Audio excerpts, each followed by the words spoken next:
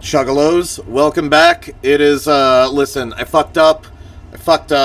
I did not get my video recorded yesterday for the Alesmith for big day 13, and now it's day 14, so I gotta make up for it. So, doing a twofer.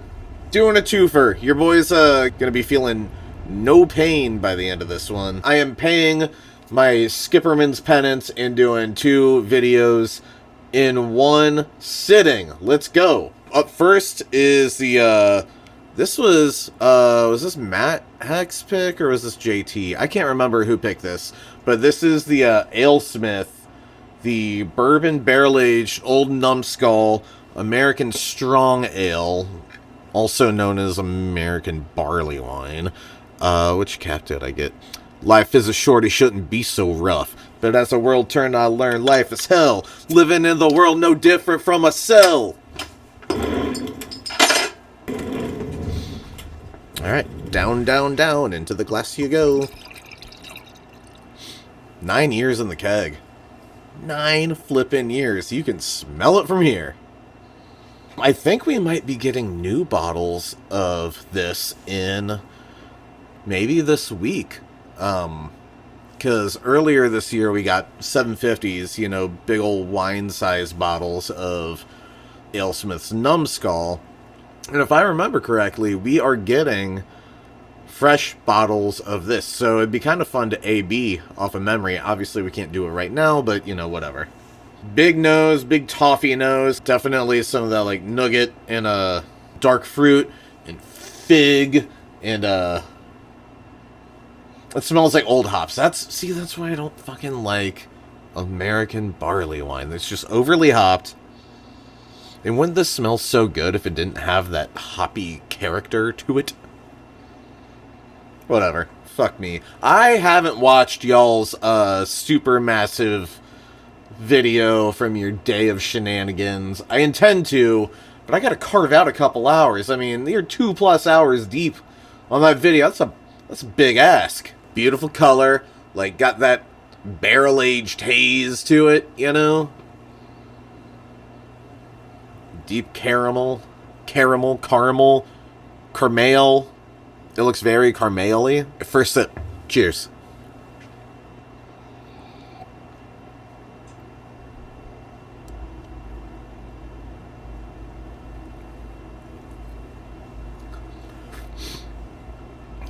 Very full-bodied. Oh, wow. The barrel goes fucking deep on that, doesn't it? Lots of that toffee. Again, fig I'm getting. God, that barrel character, though. That's great. Time was kind to this one. You do get that kind of intense bitterness that I don't love normally. I think that this one has held up exceptionally well, though. I don't know, I gotta get to another beer, so I'm not gonna dawdle too much on this. I can't believe I'm saying this about an American barley wine, but I'm gonna give this one a 4.75. Very well done, Alesmith. 9 years ago. Curious to see how it tastes fresh compared to that, because that was just fantastic. Alright. Do you even vape, bro? We're going from a big barrel-aged strong ale to a nice light saison. Fuck, I didn't even do day 12 because that was filmed at the Barrel House. I took that shot, though. I'm not taking 3 shots of Malort today, alright? Listen, I've put in my work in earnest, okay? God. That said, we can't go from a barrel-aged fucking gigantic beer into a delicate little saison, so we gotta rinse the glass.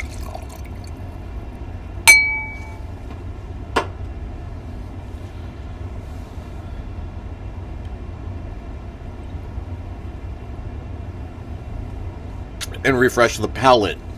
Second bottle cap. Got the Nazala bottle cap. Any of you reach the top of the tower? You know what I'm talking about? It's all 19. Have you been to the Manhattan Restaurant of the Mind? Jesus Christ. I'm such a mess already. Okay. Oh, there we go. Cool. Epochal barrel fermented ales. If I remember correctly, this is a Scottish brewery that does all kinds of fun wild ales. So Saison number 3 for the box, I believe. My goal and my hope is that all of these Saisons are kind of drastically different from each other. And this one is a barrel-aged Saison. Probably not bourbon barrel, you know, but...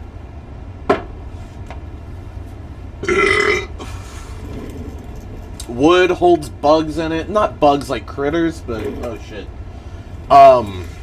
As I have mentioned before, and as I think should be common knowledge, wood is porous, and it holds different bacteria, some helpful, some harmful, and, yeah, you know, it's like bread and not... Oh, Jesus fucking Christ, I'm getting there, Oh, I love that nose. Svill, kind of bums me out that you're not a Brett fan. Now, that said, if you are coming from the wine side, I can understand why you would be, like, adverse to Brett beers. But I think the big difference is intentionality. You know what I mean? So, like, obviously in the wine world and in the beer world, too, you know, you can get a Brett infection in beers when you don't want it there, and it will wreck the beer. However, you know, when you're cultivating or when you're intentionally harvesting the power of Brett to dry a beer out, to intentionally give it that funky kind of Saison-y farmhouse character, which I bet probably stems from the fact that, I mean, if they're, you know, brewing these beers in some kind of weirdo farmhouse situation, it's probably not the cleanest thing on earth, right? And so, like, Brett is probably just, like, historically accurate for that style of beer, for this style of beer. A lot of folks, especially that fuck heavy with the wild ale game, Branch and Bone, I'm looking at you. Fonta Flora, I'm looking at you. Desgard, like there's a slew, particularly in America, of American breweries that have kind of tried to change the conversation on Brett from like an adversary to, hey, let's see what we can do with this. And, you know, there's different strains of Brett. The Alaskan that we had, or I'm sorry, the Anchorage that we had, you know, they had 2 proprietary Brett strains in there. Like, this is shit that they're spending time on. So maybe it was born from an accident historically, but they've, let's take a page from Bob Ross's book and turn it into a happy little accident. And that's where, you know, shit like this comes from. Okay, yeah. It's not as highly carbonated as the other Saisons that we've had. This, I think, is much more drinkable. Just like... Is it wheated? Do I taste wheat in there? It's given me a little bit of wheatiness. A little bit of bitterness. It's kind of stiff. It's a stiff beer. Or maybe that's the Malort talking, either in the glass or in the brain. This is one that I kind of want to sit with. I took a really big sip on that first beer. But this one, I feel like I kind of want to sit with a little bit. What about this camera over here? You're not getting used all that much. You're kind of in an awkward position. JT, look, it's my drums. I finally set them up. I still don't think I'm allowed to play my drums until I get my fucking knee sitch figured out. But I felt naked without having my drums set up. I've had this kit for 20 plus years. D-drum. You know, it's kind of like a Kmart brand or whatever, but these drums are fucking massive.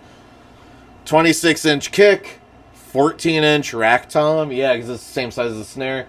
16-inch floor tom, and then, oh, you know what? I took it out of my set. The audio's going to cut out. Or, wait, maybe can I sneak? Here, I'm going to... Then somewhere over here, in my hell pit of doom, there's an 18-inch floor tom. Maybe you saw it, maybe you didn't. This is my little studio down here. It's called the Crust Dungeon. Live from Crust Dungeon Studios. Chuggalos.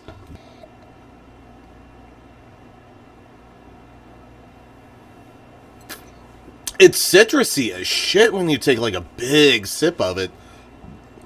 I'm getting grapefruit.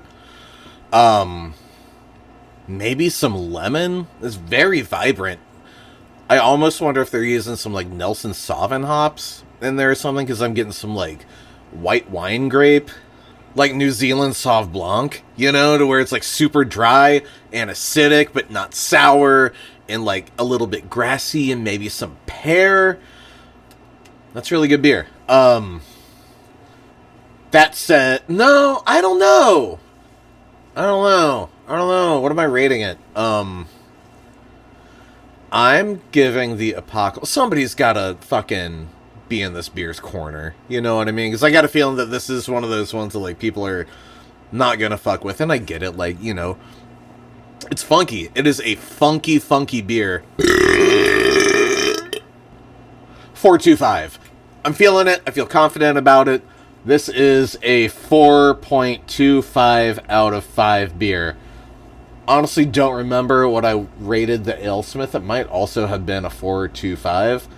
But it was also really fucking good. 2 great beers, in my humble opinion. 2 excellent beers. Now I need to do a Malort rinse. Oh, man. My floor... Here's the deal. Like, I like to have fun and throw these caps around when I open them. But I forget about them because I've been drinking, and I just never clean them up. See, this is mine from, like, I don't know, a few days ago. That's the hipster snowflake cap. Whoo, doggy! Alright, day 13 was for the Alesmith. You know what? Fuck it. No holds barred. Day 14 for today. I just want to be earnest and all caught up. I just want to be caught up. I don't want to owe anybody anything. I don't like owing people stuff. Nobody does. I don't want to be in fucking Malort debt. What a mess. What a mess I've become. You know what I'm going to do after this is I'm going to edit this fucking video with 2 cameras. I am jealous of JT's multicam setup. That was cool as fuck.